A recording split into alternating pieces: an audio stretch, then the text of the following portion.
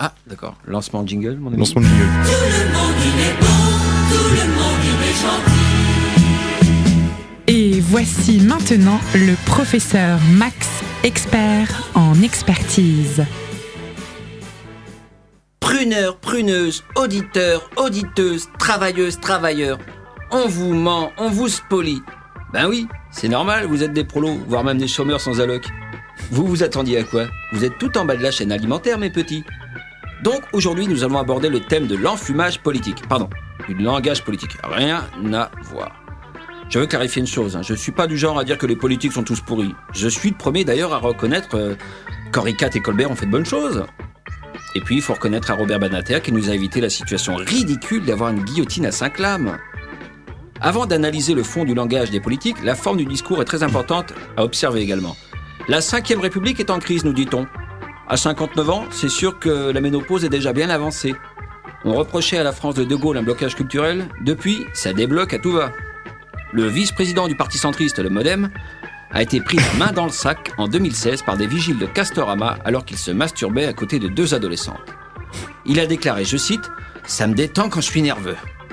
C'est pas faux, techniquement. N'importe quel homme vous le confirmera. Mais ça l'affiche mal. En plus, j'y suis allé à Castorama. Les prix sont pareils que dans n'importe quel magasin de bricolage. Pas de quoi fouetter un chat.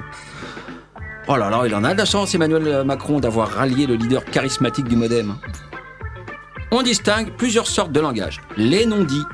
Dis-moi qui te soutient, je te dirai qui tu es. Exemple. François Fillon, dont l'avocat n'est autre que le fils de Bernard-Henri Lévy, dont les soutiens s'appellent Frigide Barjot et Elisabeth Tessier. La célèbre voyante, celle qui fut caution scientifique de Télé 7 jours et de TF1 dans les années 90. Celle qui n'a pas vu venir le Penelope Gate. La façon de parler est primordiale. Même quand le discours ne change pas, selon la personne qui le dit, le sens peut changer. Exemple. Quand Florian Philippot reprend le slogan du Front National, « Les Français d'abord ». Le langage corporel. Aujourd'hui, on peut bander en regardant Le Pen à la télé. Ah, mais quelle époque! Enfin, moi, ça ne m'arrive qu'avec Marion. Après, chacun son truc. Vous imaginez dans quel désarroi métaphysique et spirituel je me suis retrouvé, bandé devant Le Pen. Mais combien sommes-nous tourmentés à nous demander « Mon Dieu, mon sexe serait-il d'extrême droite ?» Déjà que mon cul est homophobe. Heureusement, chaque fois que Ramayad apparaît à l'écran, mon érection redevient républicaine, laïque, gratuite et obligatoire. Ouf! Ah bah me v'là rassuré. Mon testicule gauche, celui qui est humaniste, n'a pas dit son dernier mot. J'espère ne pas vous choquer, chers collègues, chers auditeurs, quand je parle de mon testicule. C'était pour éviter de dire « ma couille ». La méthode la plus efficace, chers électeurs indécis, consiste à confronter le langage du politicien à ses actes. C'est imparable pour débusquer le faux du vrai. Prenons Jean-Luc Mélenchon. Il y a 25 ans, Mélenchon marchait dans les pas de François Mitterrand, du pied gauche. À cette époque, beaucoup de gens étaient convaincus que ça portait bonheur. Mélenchon était socialiste en 1992. Il en profita pour voter pour le traité de Maastricht, qui établit l'ultralibéralisme en Europe. Aujourd'hui, on voit Mélenchon un peu partout vociférer. « Ah mais quel est le con qui m'a mis cette Europe ultralibérale ?»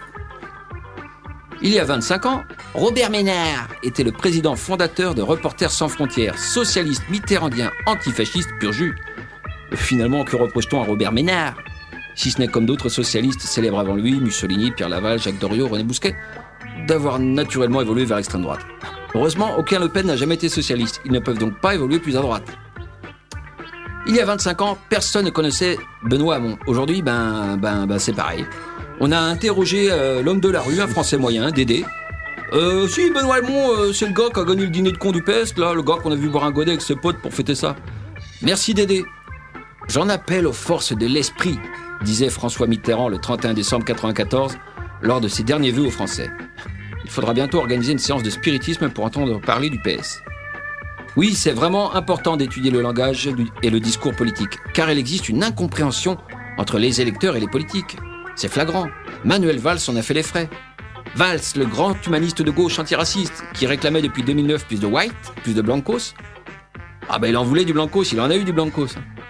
En 2017 en Bretagne, par un jeune breton de souche, qui lui collait de mandale. De souche. Giflé en Bretagne, enfariné en Alsace. L'Alsace, le pays de la levure chimique Alsa. Il était temps pour lui que la campagne s'arrête. Il aurait fini par se faire gang-banguer dans une cave en Seine-Saint-Denis. Voilà, en espérant vous avoir guidé une nouvelle fois vers la lumière, recevez, chers auditeurs, l'expression de mes sincères salutations. Merci, professeur Max. De rien.